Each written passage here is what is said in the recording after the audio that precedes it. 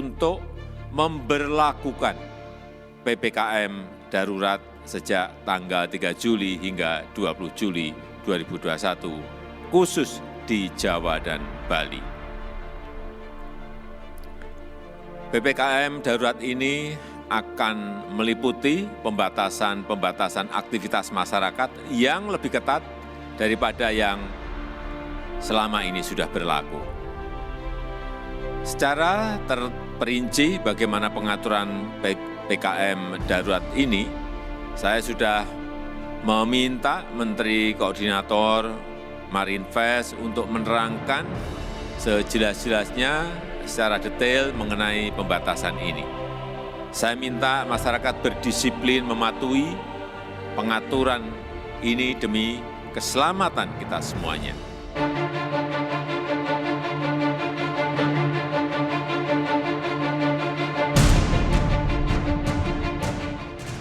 Pernyataan Presiden itu muncul terkait keputusan pemerintah untuk menerapkan PPKM darurat mulai tanggal 3 Juli hingga 20 Juli mendatang di wilayah Jawa dan Bali.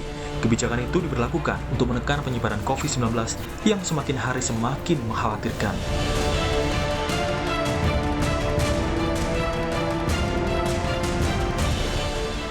Sejumlah aturan akan diberlakukan dalam PPKM darurat, beberapa di antaranya penutupan mal dan pusat perbelanjaan. Penutupan tempat ibadah, bekerja dari rumah 100%, hingga pengetatan untuk restoran dan perjalanan jarak jauh. Pusat perbelanjaan, mal, pusat perdagangan ditutup sementara. Saya ulangi, ditutup sementara.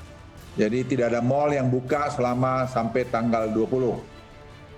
Dan ini kita berharap dalam waktu itu kita bisa akan menurunkan ini sampai mungkin di bawah 10.000 atau dekat 10.000. Sementara di Jakarta yang menjadi daerah epicentrum utama penyebaran COVID-19 di Indonesia, akan dilakukan penerapan PPKM darurat yang lebih ketat. Menko Marinvest sekaligus koordinator PPKM darurat Luhut Binsar Panjaitan menegaskan Jakarta menjadi prioritas karena masuk level 4. Gubernur DKI Jakarta untuk wilayah kabupaten dengan kriteria level 4 itu sudah tertera, seluruh DKI sudah kena. Jadi kita akan lakukan ketat betul di DKI. Pemprov DKI Jakarta pun mengaku siap memberlakukan PPKM darurat mulai 3 Juli mendatang. Wagub DKI Jakarta Ahmad Riza Patria juga menyebut pengawasan akan diperketat untuk meminimalisasi pelanggaran. Sanksi juga tetap diberlakukan bagi siapa saja yang melanggar. Akan melaksanakan sebaik-baiknya tentu. Kami akan dibantu oleh Polda Metro, oleh Kodam Jaya, Kejaksaan, dan semua Forkopimda, jajaran yang ada di DKI Jakarta, Ormas, OKP, semua elemen masyarakat, dan yang diberikan tindakan ya tidak hanya bagi masyarakat, tapi bagi kami jajaran aparat di tingkat provinsi, kabupaten sampai bawah, apabila tidak melaksanakan tugas akan diberikan sanksi yang berat ya.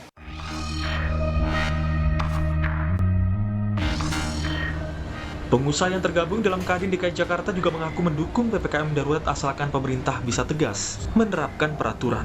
Meski aturan ini dipastikan akan mempersempit ruang gerak ekonomi dan dunia usaha.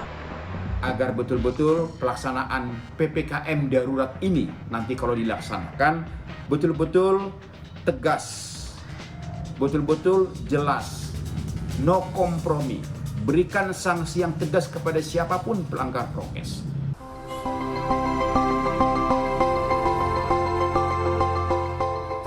Diakui, kebijakan PPKM darurat ini tentu akan berdampak pada sebagian sektor, terutama perekonomian warga, sehingga diharapkan kebijakan ini bisa benar-benar menurunkan kasus COVID-19. Untuk itu, dibutuhkan peran serta seluruh masyarakat, tetap taat protokol kesehatan, taat aturan PPKM darurat, hingga mengikuti program vaksinasi, agar pandemi bisa segera berakhir. Tim Liputan, Kompas TV.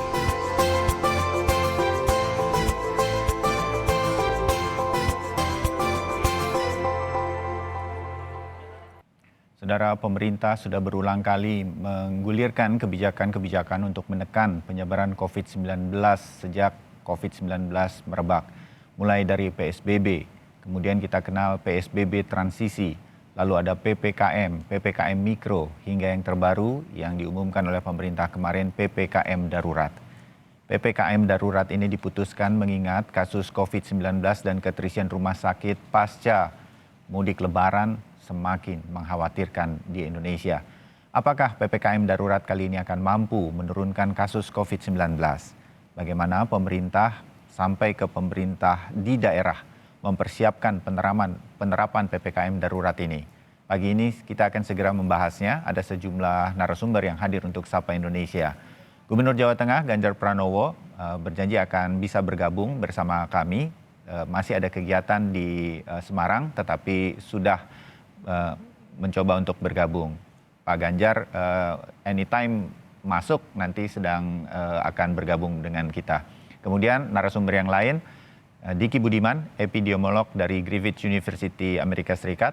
Kemudian ada Profesor Zulfikar Amir, Griffith University Australia maksud kami. Kemudian ada Profesor Zulfikar Amir, pakar sosiologi bencana dari Universitas Teknologi Nanyang Singapura yang sekarang berada di Bandung. Dan juga ada Mas Heri Trianto, Kabid Komunikasi Publik Satgas COVID-19. Selamat pagi semuanya, terutama 3 narasumber dulu. Ada Kang Diki di Australia dan juga Mas Heri dan juga Mas Zulfikar. Selamat pagi Anda bertiga. Selamat pagi. Ya, Pak Ganjar Pranowo sudah bergabung. Selamat pagi Pak Ganjar. Selamat pagi Mas.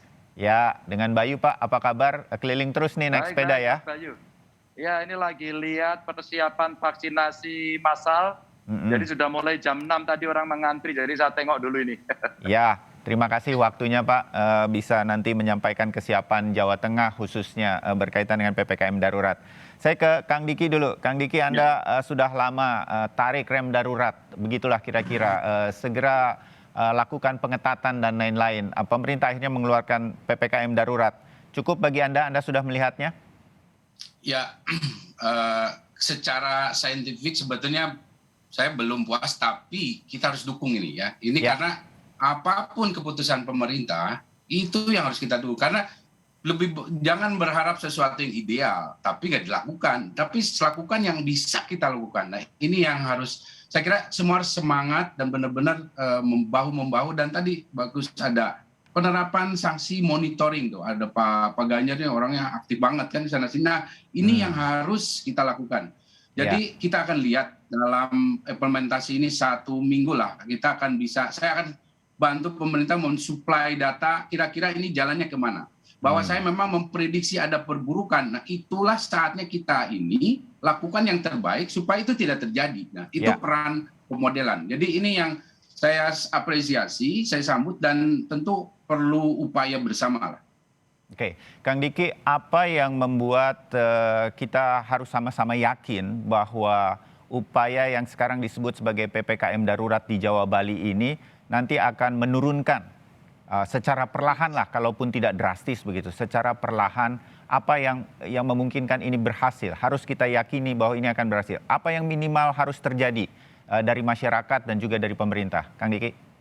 Pertama dari pemerintah, satu hal yang saya respon positif adalah akan ada peningkatan 500.000 tes ya, dan ini penting sekali karena kita akan, saya harap ini dilakukan di semua daerah. Setidaknya tes ini tentu merujuk pada standar WHO. 1 tes per 1.000 orang per minggu. Semua daerah melakukan itu sehingga jadi tahu peta situasinya. Nah, ini yang harus betul-betul setiap kepala daerah dilakukan dan dimonitoring oleh pemerintah pusat. Kemudian dari sisi masyarakat, ya apapun yang diberlakukan dalam posisi dia sebagai misalnya harus WFH di rumah, ya lakukan itu dengan optimal. Dan hal yang paling penting adalah sebetulnya kepala-kepala institusi, kementerian, lembaga, BUMN itu menerapkan. Dan prinsip sense of crisis ini yang harus mereka berlakukan. Saya ingin sampaikan saja satu data ya, bahwa kemarin awal COVID menerima data 779 kasus kematian dari website seluruh Pemda di Indonesia. Nah, itu artinya, karena begini, angka kematian adalah indikator keparahan satu pandemi atau wabah. Nah, itu artinya kalau saya hitung dengan formula yang agak sedikit saya kurangi kekhawatirannya, itu 21 hari yang lalu Indonesia itu punya angka kasus 95.000. Ya. Nah, ini artinya makanya testing tadi penting ya, bahwa Ya. kita jadi mengetahui peta situasi.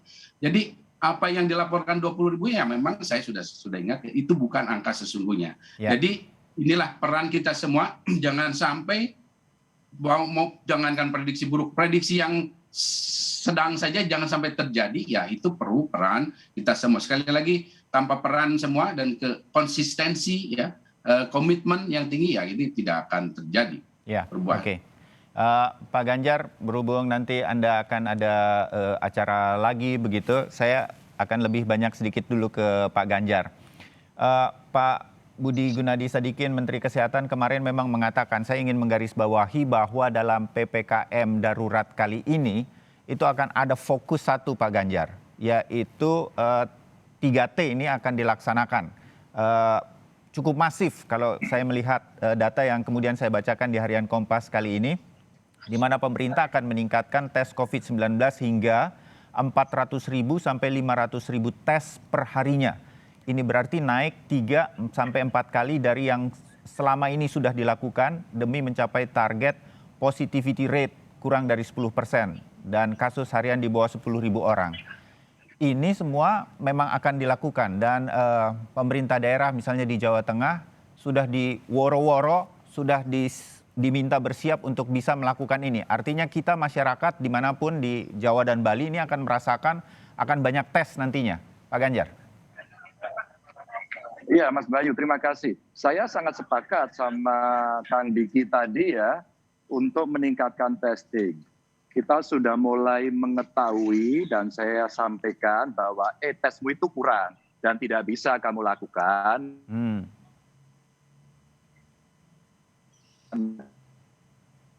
Halo Pak Ganjar. Ya, memberikan data-data baik. Kamu masih mendengarkan suara saya? Bisa, silakan lanjut. Ya. Nah, umpama terjadi di salah satu kabupaten kami di Banjarnegara umpama. Karena bupatinya agak longgar kemarin, setelah kita cek, ternyata hasil tesnya itu rendah sekali. Dan sekarang terjadi peningkatan yang sangat tinggi. Maka terjadi gagap. Apa kemudian judgement yang diberikan? Wah, ini nanti rumah sakitnya yang meng-COVID-kan. Wah, ini vaksinnya nggak manjur. Akhirnya terjadi polemik-polemik. Maksud saya, apa yang ditanyakan Mas Bayu, ini sudah wajib. Begitu kemarin Kudus naik setinggi itu, di Jawa Tengah kenaikannya sudah 380 sekian persen. Ya. Jadi kalau itu naiknya sampai 400%, menurut saya mesti tingkatin sampai 500% lagi. Ya. Karena apa? Karena ukuran WHO itu menurut saya kan kalau situasinya rendah. Tapi kalau situasinya makin meningkat tinggi seperti ini, menurut saya testingnya harus lebih bahasa umumnya mesti gila-gilaan lah gitu, mesti gila-gilaan. Maka kemarin saya keliling ke setiap kabupaten kota, saya sampaikan beli mesin PCR, buat tim yang solid, keliling semuanya. Kalau perlu tidak hanya sekedar tracing, tracing is a must, tapi selebihnya adalah ketika kemudian ada terjadi kerumunan-kerumunan yang mengindikasikan di situ ada potensi-potensi ambil saja. Ya. Oke. Kita harus penting betul Uli, karena kami selalu diskusi dengan kementerian kita, akan itu sudah jauh lebih tinggi yang ada di kementerian. Nah, hari ini mulai kita adjust sehingga kita harapkan lebih baik. Ya. Itu Mas Bayu. Ya, Pak Ganjar begini,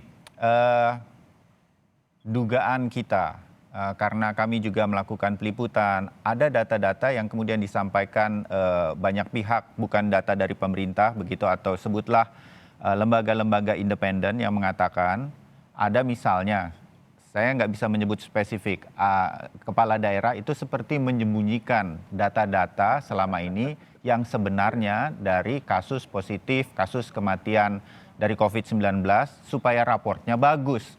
Nah, ini kan nggak boleh lagi terjadi. Sekarang bukan saatnya buat berbagus-bagus menjadi kepala daerah, bukan. Sekarang kita harus satu komando. Kalau kita buruk, tunjukkan buruk. Justru di situ kepemimpinan kepala daerah harus kita tunjukkan supaya ketahuan dan kemudian tahu apa yang harus dilakukan. Kan itu maksudnya 3T ini. Nah, bagaimana di Jawa Tengah ini nanti bisa terjadi berkaitan dengan cerita Pak Ganjar, masih ada yang salah-salah lah datanya. Nah, bagaimana ini nggak boleh terjadi lagi soalnya? Ini now or never kan Pak Ganjar. Kalau kita nggak bisa mengatasi yang ini nih, kita dalam bahaya besar, termasuk ekonomi kita. Pak Ganjar. Ada 3 hal, Mas Bayu. Pertama, ketika awal-awal dulu mereka yang menginput data dengan baik, terus kemudian mulai kelihatan dia terjadi peningkatan, maka cara menilai itu dianggap ini kayaknya mesti dibalik caranya dan sebagainya.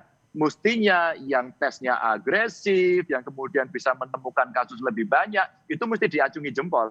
Memang tidak perform dalam arti, daerahmu nggak baik-baik saja. Tapi mestinya itu yang diapresiasi. Karena kalau yang diapresiasi yang hijau-hijau nggak bisa. 2, sekarang memang saya ngotot-ngototan ya sejak awal pandemi di tahun lalu untuk ayo kita publish, nggak usah malu. Maka pada saat awal-awal dulu pernah Pak Luhut di awal pandemi dulu pernah telepon saya, Mas Ganjar itu berkaitan dengan data, apa saran panjenengan katanya begitu, pakai bahasa Jawa lagi. Apa saran panjenengan? Pak, publish saja apa yang ada. Yang meninggal berapa, testingnya berapa, yang kemudian bisa disembuhkan berapa, jangan pernah takut. Ya. Ketika kemudian itu tahu ada, maka kita akan tahu rakyat kita itu sekarang posisi seperti apa. Nah betul Mas Bayu, seringkali kita takut akan performansi dari pemerintah daerah, maka ngumpet-ngumpetin. Buat saya nggak ada, kalau saya tahu ada anak buah saya gitu, tak ganti besok pagi, saya nggak ada urusan. Soal nanti dianggap gubernurnya nggak becus, biar saya yang bertanggung jawab. Saya yang salah, nggak apa-apa. Tapi ini kondisi penyakit. Ini bukan lomba citra begitu ya. Ini bukan lomba untuk perebutan piala gitu. Saya nggak mau. Nah terakhir kemarin, yang ketiga ini, ketika rapat dengan Pak Menko kemarin langsung ditegaskan. Naikkan testing ya. Itu jadikan indikasi performa. Nah indikasi performanya bukan lagi apakah daerahnya merah, kuning, hijau, tapi testingmu berapa? Apakah kamu bisa lakukan atau tidak? Penambahan bedmu berapa?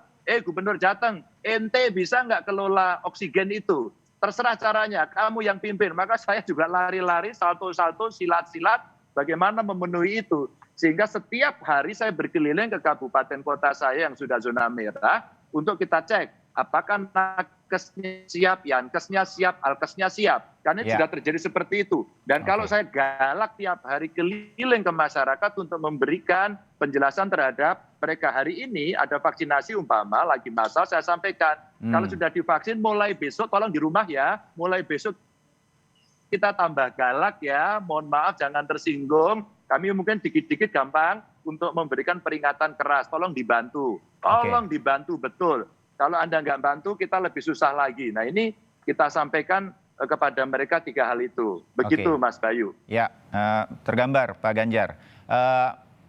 Mas Zulfikar, ini manajemen bencana. Ini manajemen bencana yang tidak cuma sekali datang dan kemudian selesai dalam beberapa waktu. Ini maraton manajemen bencana, gelombang kedua yang datang kepada kita. Anda mendengar Pak Ganjar sebagai salah satu pemimpin daerah, cukupkah ini semua atau kita harus menggantungkan harapan pada semua pemimpin daerah sekarang yang ada dari tingkat provinsi sampai ke kabupaten? Bagaimana ini semua bisa dalam satu komando? Saya mau katakan kalau Presiden mengatakan PPKM darurat, semua darurat, nggak ada lagi yang ngeyel, nggak ada lagi yang balelo, semua satu komando. Bisakah Indonesia melakukan ini menurut Anda? Ya Mas Bayu, jadi saya ada 2 aspek yang ingin saya angkat. Pertama, terus terang saya lega bahwa Pak Presiden Jokowi itu mengambil pilihan yang ditawarkan atau diusulkan oleh Pak Luhut. Karena kemarin sebenarnya kan ada 2 opsi antara PPKM mikro darurat dan PPKM darurat. Dan saya sangat lega ketika yang dipilih adalah PPKM darurat. Karena kalau kita lihat sebenarnya konten dari PPKM darurat ini itu basically bisa kita sebut sebagai PSBB. Cuma memang pemerintah pusat saat ini tidak menggunakan istilah PSBB karena udah terlanjur membuat undang-undang di mana PSBB itu hanya bisa diusulkan dari bawah ke atas. Sementara PPKM top down ya. adalah sebuah Sekarang dari pemerintah kepada bawahannya. pendekatan di mana mitigasinya itu dilakukan dari atas ke bawah. Jadi bersifat top down dan bersifat tersentralisir. Dan kalau kita lihat kontennya memang ya saya pikir saya cukup optimis akan terjadi penurunan laju penularan karena kalau kita lihat jumlah work from home itu benar-benar 100%, lalu kemudian aktivitas publik itu benar-benar ditiadakan walaupun mungkin ada beberapa sektor esensial yang kemudian mungkin cakupannya terlalu luas. Tetapi saya kira akan ada dampak yang cukup signifikan dari penerapan PPKM darurat ini. Nah, aspek kedua yang ingin saya amati adalah aspek kelembagaan atau aspek tata kelola pandemik. Yang jadi pertanyaan buat saya adalah kenapa baru sekarang kita merespon lonjakan ini, padahal kita tahu bahwa 2 bulan yang lalu sudah ada prediksi yang mengatakan bahwa Indonesia akan masuk gelombang kedua dan semestinya Indonesia punya waktu untuk mempersiapkan diri. Tetapi kemudian itu tidak terjadi ataupun kalaupun terjadi itu tidak dilakukan secara lebih masif. Jadi saya melihat di sini ada masalah institusional yang mestinya kita perbaiki karena kalau kita lihat ya pemerintah itu selalu memberi respon yang sifatnya spontan, sporadik dan sifatnya ad hoc. Ketika ada masalah mereka membuat satu istilah lalu kemudian direspon dan ketika masalahnya tidak selesai lalu kemudian mereka membuat terma baru atau istilah baru dan akhirnya begitu terus. Jadi kita selalu kembali ke angka nol gitu dan akhirnya harus memulai dari awal lagi gitu.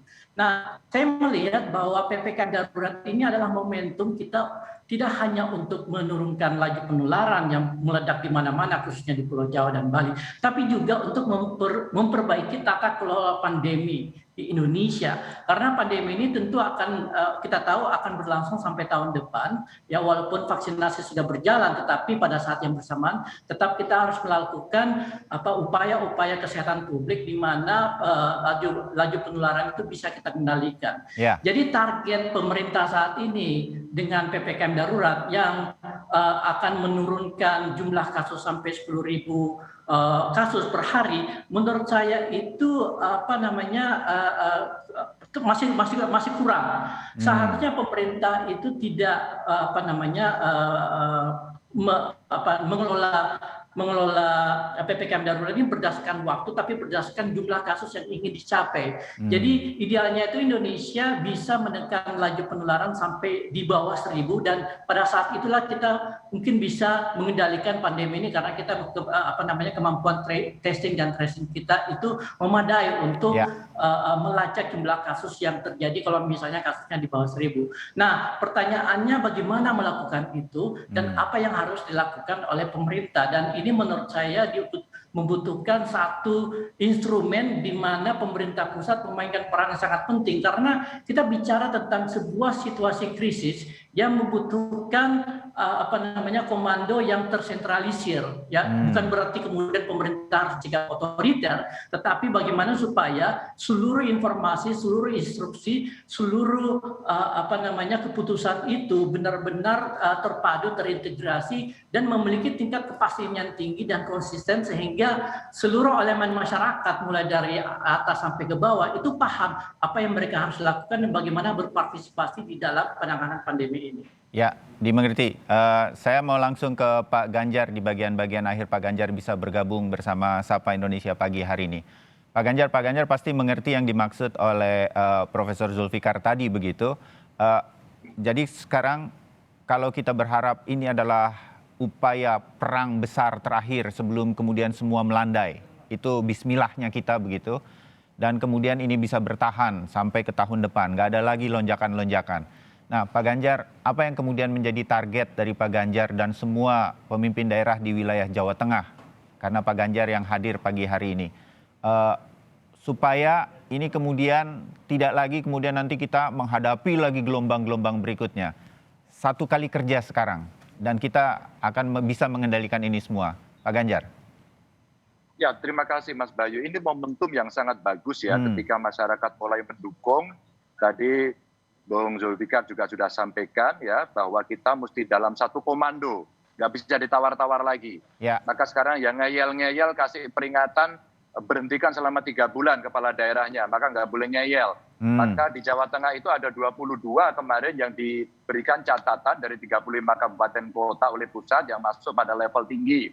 Maka saya langsung komunikasi dengan seluruh bupati wali kota, sebaiknya 35 kabupaten kota kita menundukkan diri pada aturan ini agar semuanya seragam, nggak usah pakai teori zona, wong datanya juga masih debat. Pokoknya 35 kabupaten kota kita ikut aturan PPKM Mikro ketat, ya, darurat. Semua ikut aja.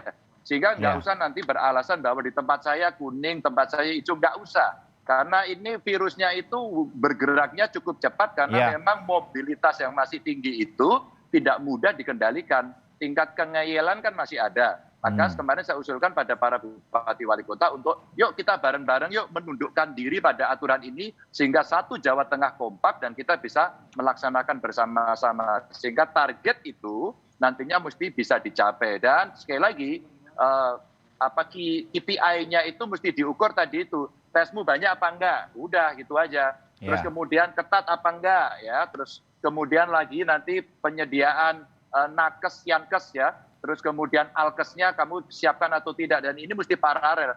Termasuk satu PR lagi vaksinasi. Jadi sebenarnya operasionalisasi pekerjaan itu memang kita siapkan sampai di situ. Tentu ini tidak mudah, maka kita mohon betul ya bantuan dari masyarakat mulai acara di Kompas ini agar semua bisa mendengarkan. Ini serius, ini point of no return dan kita harus terus melakukan ini. Maka saya sudah usul, kalau nanti sampai pada satu periode pelaksanaan darurat ini menunjukkan hasil yang bagus tapi belum optimal, tambahin lagi, jangan pernah mundur. Gitu Mas Bayu. Baik, Pak Ganjar, dimengerti apa yang akan terjadi di Jawa Tengah. Mudah-mudahan ini juga menular semangat-semangat ini di semua wilayah di Jawa dan Bali. Pak Ganjar, salam sehat untuk Anda dan seluruh jajaran. Kita sama-sama berjuang untuk Jawa Tengah. Kita akan pantau terus. Terima kasih informasinya. Semangat terus Jawa Tengah. Salah satunya dipimpin Pak Ganjar. Pada pagi hari ini terima kasih untuk waktunya. Dan saya masih akan kembali usai jeda bersama Kang Diki Budiman, Profesor Zulfikar Amir, dan Mas Heri Trianto. Satgas COVID-19 juga akan menyampaikan upaya-upaya apa lagi yang nanti akan dilakukan dalam rangka PPKM darurat. Tetap bersama kami di Sapa Indonesia Pagi.